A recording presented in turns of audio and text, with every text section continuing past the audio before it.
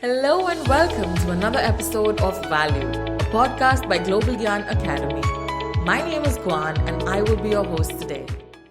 Today's episode comes through a blog written by our very own CEO, Srinivasa Adipalli, who is also fondly addressed as Srini. Through the next few minutes, we will talk about the 3 steps that are required to be taken while planning to quit your job. It is every employee's fantasy.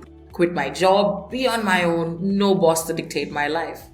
Many years ago, Srini did exactly that, and almost all his colleagues told him that they would like to follow suit. Not one of them did it. Yet, this is a request he gets all the time. Can you help me? How can I quit my job? For now, let us put aside the question if you should quit your job at all, and if it is worth it.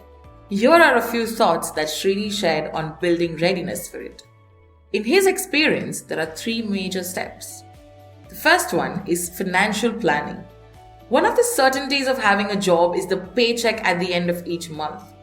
Over time, as the salary increases, your monthly earning is easily much more than what you need to spend. But you stop caring.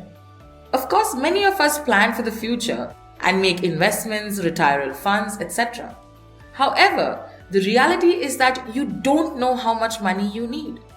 So plan accordingly.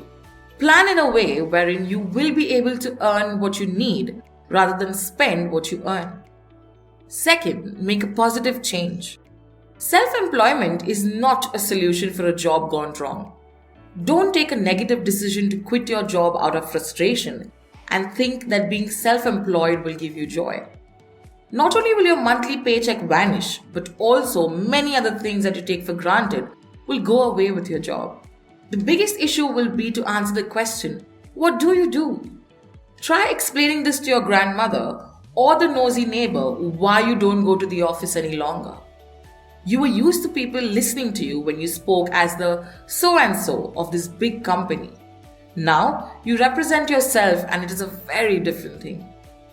Being self-employed will also mean a whole bunch of new administrative things that you never worried about earlier.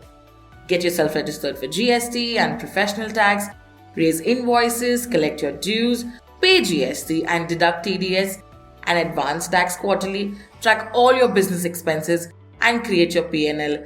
The list goes on. The only reason to still go through with it is because you care about what you want to do. The passion to do something different should drive you to make the change and will help you through the uncertainties and challenges of carrying it on. So make a positive change. Another thing, if you have to ever give up on your new endeavor and go back to your job, it would help that you didn't hate it in the first place. Third, test market your passion. It is one thing to believe that you like something and another to live your life doing it. One way to know for sure is to of course do it. But that need not be the only way. Why not test it out if possible?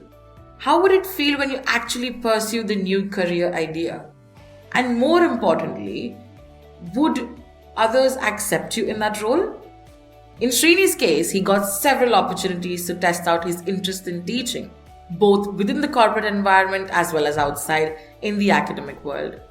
Since it was teaching, he was able to do it while keeping his day job, but it may not be possible for you to moonlight as a consultant. An alternative test would be to write out your pitch. Why should anyone engage you? Are you able to create enough value to charge the price that your earning goals demand? Write out your value prop and perhaps your business plan will help you clarify your thoughts and build confidence about what you are about to embark on. This stage is extremely crucial and requires a systematic approach. Well, these were Srini's 3 preparatory steps towards making the transition from corporate to self-employment. The chasm from I want to quit my job to actually doing it is huge and deters most employees. Whether you do it voluntarily or are forced to make the jump, being prepared is wise. Thank you for tuning in today. We appreciate your time and attention. If you enjoyed this episode and want to stay connected with us, make sure to find and follow us on your favorite podcast streaming platform. You can catch all our episodes on Spotify and Apple Podcasts.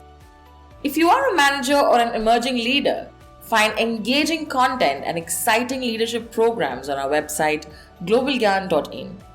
We look forward to having you join us for our next episode. Until then, keep learning and keep leading. See you next time.